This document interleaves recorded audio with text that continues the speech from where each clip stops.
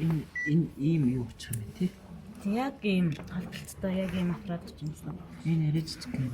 За хэдүүлээ Wi-Fi найхсан. Дэлгэсний доор байрлаж байгаа.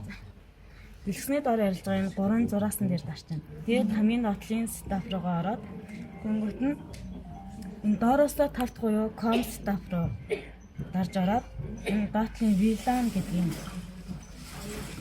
дарж авахаар энэ юу та нарыг дарж авахд юм байна. Тэгээд асаахаар энэний доор нөгөө таны интернет гараад ирнэ. Тэнгүүтэн дараа сонгож ороод жишээлбэл энэ авсан. Тэгээд энэ дээрээ кодоо игээд connect дээрээ дараад оруулчихна гэсэн. Тэгээд Wi-Fi-тай яаж холбосноо мэдэх вэ гэхээр энэний уртл нөгөө Wi-Fi-ийн зураг гараад ирнэ гэсэн. Тэгээд интернет холбогдсон байна гэдэг. Тэгээд за одоо бүртгэлээ ихээр энэ start option дээрээ дараад ингээд окей бүртгэл хийнгээд тэр энэ тоо болохоор автоматар гарч ирнэ. Энийг бол ерөөсөө өөрчилж болохгүй. Энэ тоо өөрчлөгчвөл бас илгээгдэх байхгүй програм байгаа. Тэгээд энэ last name дээр болохоор хүүхдийн нэрийг чинь гэсэн. Нэрээ хичээд first name дээр нь болохоор зөвхөн регистрхэд байгаараа бичиж өгнө. Монголоор ер нь бүгдийн монголоор хичнээн.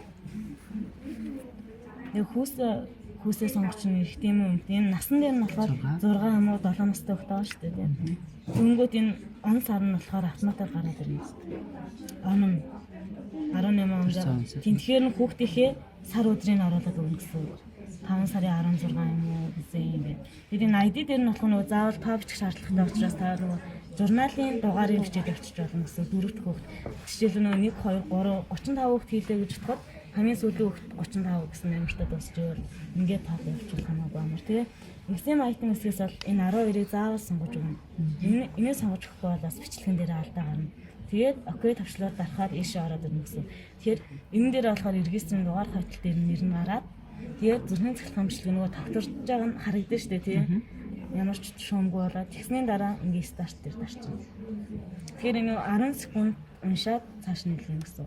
Энэ уртлын тоон яваад байгаа. 6 тэнгүүтээ successful гэсэн бичиг гарч ирнэ. Энийхээ доо. Анализ successful гэж байгаа. Тэгээ хадгалагдлаа гэх. Тэгээд юу энэ бичлэгийн аппаратын дээр хадгалагдсан байна уу ор шалхахтай энэ files руугаа орохоор саяны ингээ хөвгт орсон байгаа. Гэхдээ нөгөө интернет холбогдоогүй учраас ингээ илгээгдээгүйгээд тэгээд хэрвээ нөгөө интернет удаан байж байгаад бас тийх тохиолдол ингэж илгээгдээгүй ингэж гарч ирдэг байхгүй. Тэгэхээр тайтл дээрээ сонгоод ингээ гараар автоматар механикаар ингээд илгээчихэж гэнэ гэсэн байхгүй. Энэ болохоор нөгөө интернет холбогдоогүй саяны алдаа гарч ирээ. Интернет холбогдсон үед яг successful гэсэн бичиг нь гарч ирээ явчихна.